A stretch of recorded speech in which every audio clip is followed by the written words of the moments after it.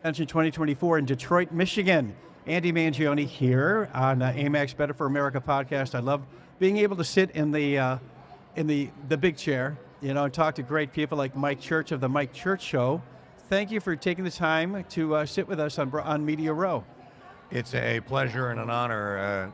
It's always good to be interviewed. When you're an interviewer, it's always great to be interviewed. All the pressure's on me. Is that what you're saying, Mike? All the pressure is on that side of the table. Well, I tell you, I like it. We were talking off air, and I've dabbled in radio back in the day. I'm old enough that I can say back in the day, but you're a 33-year veteran, and you had mentioned that you have seen it all. Okay, so my first year in broadcasting is Bill Clinton. Gotcha. I started in April of 1992. Okay. Had been an intern at a radio station in 1991, the same one, and the whole thing blows up, and I wind up, they asked me, the intern guy who's been answering the phones, Mike, you want to host a show? Because they fired all these guys. I'm like, yeah, sure, why not? And we'll pay you 35 cents an hour. No, they didn't pay me nothing. Okay, even worse. All right, okay. But I didn't have to pay them. Okay. So I got into it, and I was chastened by fire because I was on a small market. You said small market radio stations in Kentucky. I was on a small market station in New Orleans. Okay. Everyone still knows that 1560 WSLA, 1,000 watts. Still around. Still around. That's great. But not a big audience. Sure. This is not a large audience. And so I go in after these guys have been fired, and they've been playing Achy Breaky Heart or whatever for 2 weeks to prep for the new people that are coming in, and I'm one of them. So I have no audience. So I learned the hard way. I got my first phone call after 3 weeks on air of giving the phone number out. So I learned to talk to walls. I just used to joke, I had a Three Stooges life-size cutout from when the DVDs came out. A friend of mine got it for me. And I'm like, well, it's just me hanging out here talking to the Three Stooges cutout, the usual deal. Was it the one where they're holding the golf clubs? It's the one where they're in the cap and gown. Oh, okay, all right. Where Curly is trying to thumb a ride. And so I started. It was a good environment to learn communication in, because I had no contact with the outside world. It was me, a microphone, and a guy like you sitting across from me telling me 30 seconds. Yeah. I'm like, you're going to turn that thing on live? I'm going to be talking to people? So I think it actually prepared me for the rest of what I would do, which is, and I kind of took cues from Rush. You always said, well, my friends, I don't have guests on this show because I am the expert. Mm-hmm. I thought that was a really utilitarian and very practical way to approach radio. Mm-hmm. That if you are good at what you do, you don't need, now let's emphasize the word need. You don't need guests. Now, there are a lot of people that are really good interviewers, and they like having guests. They generally enjoy being or interviewing people. People come to me often, some young people in this business. Mr. Mike, how do you relate so well to your interviewees? I said, I study them. I learn just enough about them to where I'm not an expert and I'm curious just like the audience. So I ask genuine questions because I really don't know the answer. And I think that some people want to put an emphasis on, they want too much info on the subject. No. Get the proper nouns correct. Don't mispronounce his mother's name. His alma mater is probably, or to her is probably very, very important. Get that stuff right, and then ask them about themselves.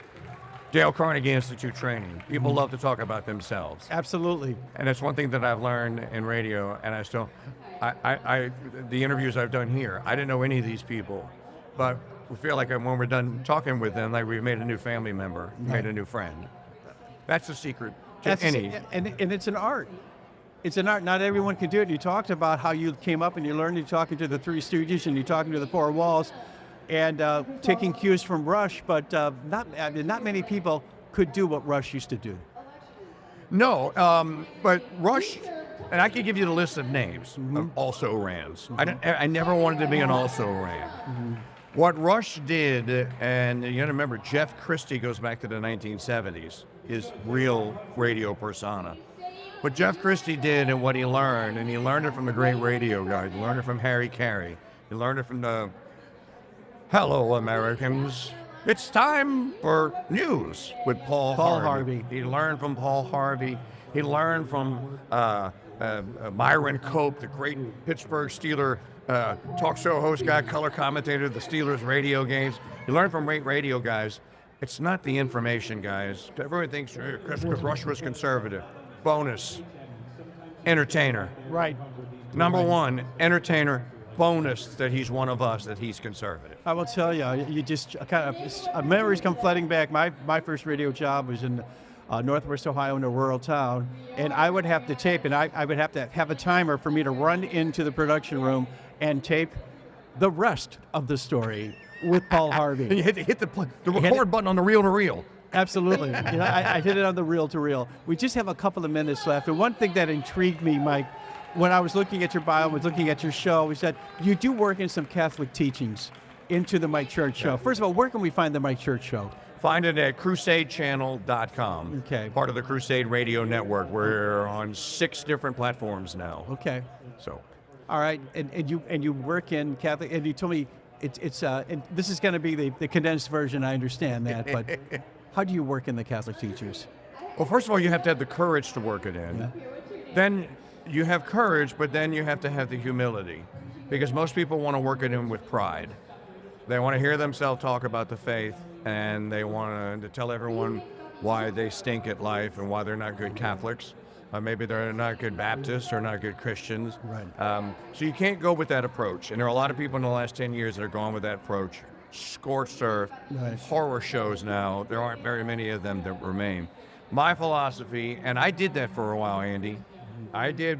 Let me beat you over the head. I'm a better Catholic than you. You need to be listening to this radio show. You need to be following the calendar that we're following. If you're not following our calendar, you're close to being a heretic. You're never going to win anyone over like that. No one is going to want to convert to Catholicism, which is, I am on a quest for souls, right? Our Lord didn't just give the apostles the directive. He gave it to all of us. Go forth, go ye forth, right, and teach all men of all nations all that I have taught you. That's not just an apostolic command. That's an apostolic mission to all of us Christians. So I like to use natural law Okay. and philosophy, Aristotelian philosophy or Thomistic philosophy, because natural law is God's law. Supernature, nature. Natural law works, and I can make a natural law argument for marriage. I can make a natural law argument for pro-life. I can make a natural law argument against contraception. I can make a natural law argument for the effective use of the death penalty. I can make a natural law argument for just war. And there are just wars. We're in one right now. No, not Ukraine. No, not the other one in the Middle East. Well, we are in a just war right here in the United States against dark evil forces that are communist, and they hate us and they want to kill us. If you won't convert, then they want to get rid of you. So my approach is, and I had to learn this, Andy. I was bad at this in the beginning. My approach has grown over time to they say you get more flies with honey and sugar than you do with vinegar, right? Is to win them over. And I talk to our Christian brothers, I talk to Baptists and evangelicals the same way, with the same respect, because they're dignified Christians. It's not, you can't fault people for what they haven't been taught. Now, someone that may have rejected it, well, that's That's a different story. That's a different story. But someone that has never learned it, I mean, think about where I was or where you are when I started taking the faith seriously. I was a terrible Catholic. Who am I to be lecturing anyone?